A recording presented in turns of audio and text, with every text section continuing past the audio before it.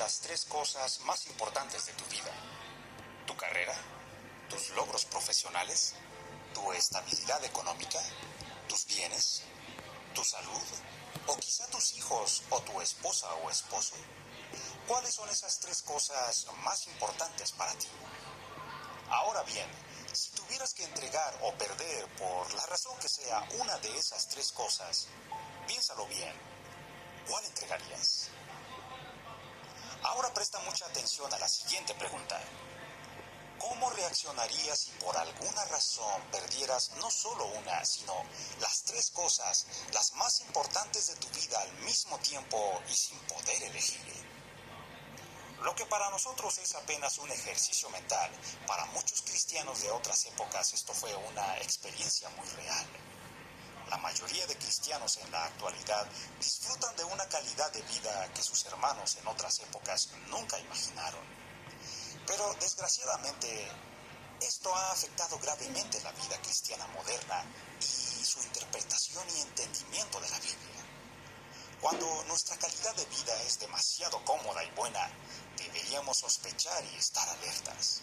Deberíamos recordar que el reino de Cristo no es de este mundo. El príncipe de este mundo, quien gobierna las naciones de la tierra, nunca da nada a cambio de nada. Si Cristo sufrió y entregó su vida por mí, piensan algunos, entonces yo no debería sufrir.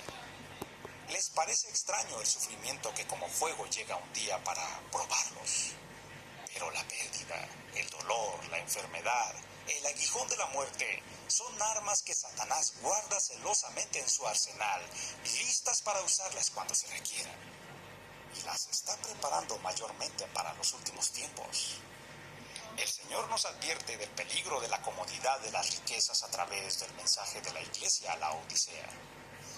Porque dices, soy rico, me he enriquecido y de nada tengo necesidad. ¿No sabes que eres un miserable y digno de lástima, y pobre, y ciego, y desnudo? Te aconsejo que de mí compres oro refinado por fuego para que te hagas rico, y vestiduras blancas para que te vistas, y no se manifieste la vergüenza de tu desnudez, y colirio para ungir tus ojos, y que puedas ver. Yo reprendo y disciplino a todos los que amo. Sé pues celoso y arrepiéntete. Al vencedor le concederé sentarse conmigo en mi trono, como yo también vencí y me senté con mi Padre en su trono. Al vencedor. Esa es una frase que no debe pasar desapercibida. El Mesías espera que seamos vencedores como Él lo fue, pero no vencedores únicamente de la rutina de todos los días, sino también de la gran tribulación del anticristo, si nos toca experimentarla, claro está. No seamos de los que se acobardan. En mi caso he tenido que pasar por muchas tribulaciones para dejar el pecado. Ahora que veo los beneficios espirituales, acepto con gusto la disciplina de Dios. No soy masoquista. A nadie le gusta sufrir, pero ahora soy más obediente y no resisto como antes al Señor. Cuando el engaño y las falsas doctrinas pierden su eficacia, Satanás saca de su arsenal esta arma de tribulación para probar nuestra fe. Siempre ha sido así y así será hasta el fin, y no debería sorprendernos. Dios permite que Satanás zarandee a algunos de nosotros para probarnos, como a Pedro o como a Job. ¿Te acuerdas del justo Job? ¿Por qué insisto en enseñar esto?, preguntarás. Porque los falsos maestros, consciente o inconscientemente, confunden el día de la ira del Señor, de la cual la Biblia dice claramente que seremos salvos, con la gran tribulación del anticristo, de la cual no se nos promete ser librados. Pero seamos justos. De los mensajes a las 7 iglesias del Apocalipsis 2 y 3, destaca también el mensaje a la iglesia de Filadelfia. Porque has guardado la palabra de mi perseverancia, yo también te guardaré de la hora de la prueba, esa hora que está por venir sobre todo el mundo para poner a prueba a los que habitan sobre la tierra. ¿Y qué distingue a esta iglesia de las demás? Leamos Apocalipsis 3 en la segunda parte del versículo 8. Aunque tienes poco poder, has guardado mi palabra y no has negado mi nombre, porque has guardado la palabra de mi perseverancia. Esta iglesia ha perseverado aunque tiene poco poder. Los creyentes que perseveran, representados por la iglesia de Filadelfia, serán guardados de la hora de la prueba, la gran tribulación del anticristo, igual que el remanente de Israel representado por la mujer de Apocalipsis 12:6, que dice: la mujer huyó al desierto donde tenía un lugar preparado por Dios, para ser sustentada allí por 1260 días. 1260 días equivalen a 3 años y medio, la segunda mitad de la última semana de Daniel. Estos 1260 días son 42 meses en que actuará el anticristo. Así lo describió Juan en el Apocalipsis 13. A la bestia, el anticristo, o la abominación desoladora de que habló Daniel, se le dio una boca que hablaba palabras arrogantes y blasfemias, y se le dio autoridad para actuar durante 42 meses. Más adelante Juan sigue diciendo: se le concedió hacer guerra contra los santos y vencerlos, y se le dio autoridad sobre toda tribu, pueblo, lengua y nación. Satanás le dará autoridad al anticristo para conquistar el mundo entero, y hará guerra contra todo aquel que no se someta a su autoridad. Pero a la mitad de la semana hará guerra contra los santos escogidos de Dios, que no fueron guardados de la hora de la prueba, contra el Israel endurecido, contra la iglesia descuidada y transigente, y los vencerá. Pero ellos preferirán la cautividad, el dolor y la muerte antes que adorar a la bestia y blasfemar el nombre de Dios eterno. El Señor permitirá que el Israel endurecido experimente la gran tribulación para ser limpiado, como Daniel escribió. Muchos serán purificados, emblanquecidos y refinados. Los impíos procederán impíamente, y ninguno de los impíos comprenderá, pero los entendidos comprenderán. Y Juan en el Apocalipsis 7 dijo de la iglesia transigente y tibia: estos son los que vienen de la gran tribulación y han lavado sus vestiduras y las han emblanquecido en la sangre del Cordero.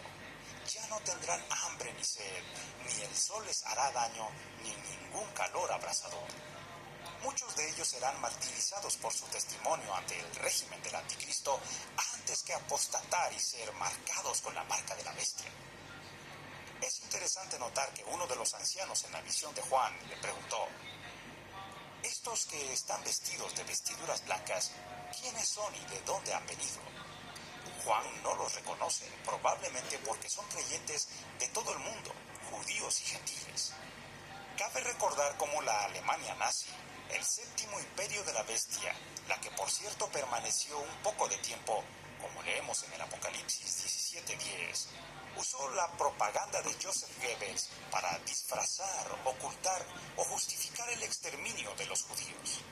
En los últimos tiempos, el anticristo usará, entre otras falsas doctrinas, la doctrina del arrebatamiento antes de la gran tribulación, para que la iglesia crea que sus hermanos desaparecidos están siendo raptados, cuando en realidad son llevados cautivos y desvividos por el régimen del anticristo. Estos creyentes pasarán la gran tribulación para ser limpiados y refinados, para ser presentada a Cristo como una iglesia en toda su gloria, sin que tenga mancha ni arruga ni cosa semejante, sino que fuera santa e inmaculada. Estos escogidos son la iglesia que no será guardada de la gran tribulación, y también son los judíos que no recibirán sustento en el desierto como la mujer que huye. Estos escogidos resistirán al anticristo y no lo adorarán. Apocalipsis 6 dice de ellos: y miré, y había un caballo amarillento. El que estaba montado en él se llamaba Muerte, y el Hades lo seguía, y se les dio autoridad sobre la cuarta parte de la tierra. Es interesante notar que dice: y se les dio autoridad, en plural, haciendo notar que los 4 jinetes de los 4 primeros sellos están relacionados, uno a continuación del otro. Es interesante señalar que en la actualidad el 30% de la población mundial se considera cristiana. Este porcentaje está descendiendo. Si mi observación sirve de algo, para cuando la profecía se cumpla, el 25% de la población mundial, la cuarta parte de la tierra, se considerará cristiana. El anticristo recibirá autoridad sobre esta cuarta parte de la población mundial. Leamos de nuevo. Cuando el Cordero abrió el cuarto sello, oí la voz del cuarto ser viviente que decía, ven, y miré, y había un caballo amarillento. El que estaba montado en él se llamaba Muerte, y el Hades le seguía. Y se les dio autoridad sobre la cuarta parte de la tierra para matar con espada, con hambre y con pestilencia, y con las fieras de la tierra. Otra cosa que llama la atención es que el Hades seguía a la muerte. El Hades es el infierno, el mismo que será echado al lago de fuego al final de los últimos tiempos. La segunda muerte, el destino final sin Dios. Esta muerte del cuarto sello tiene implicaciones eternas. Ceder a la presión del anticristo implica muerte eterna. Pero sigamos leyendo en los versículos del 7 al 11. Cuando el Cordero abrió el quinto sello, vi debajo del altar las almas de los que habían sido muertos a causa de la palabra de Dios y del testimonio que habían mantenido. Clamaban a gran voz, ¿hasta cuándo, oh Señor santo y verdadero, esperarás para juzgar y vengar nuestra sangre de los que moran en la tierra? Y se les dio a cada uno de ellos una vestidura blanca, y se les dijo que descansaran un poco más de tiempo, hasta que se completara también el número de sus consiervos y de sus hermanos, que habrían de ser muertos como ellos lo habían sido. ¿Por qué permitirá Dios que la Iglesia, la cuarta parte de la población mundial, pase por la gran tribulación? Pedro contesta esta pregunta: para que la prueba de vuestra fe, más preciosa que el oro que perece, aunque probado por fuego, sea hallada que resulta en alabanza, gloria y honor en la revelación de Jesucristo. La revelación de Jesucristo tiene que ver con su segunda venida, con la señal de la venida del Hijo del Hombre. Cierro el tema con una pregunta para ti, y pon mucha atención. Independientemente de la postura que tengas acerca de la gran tribulación, ¿hasta dónde estás dispuesto a llegar por tu fe y por tu fidelidad a Cristo? ¿Qué cosa no estarías dispuesto a entregar por Él? Espero que este video haya sido edificante para ti. Si así fue, compártelo en tus redes sociales. Mientras tanto, nos vemos en el siguiente video. Bendiciones y hasta la próxima.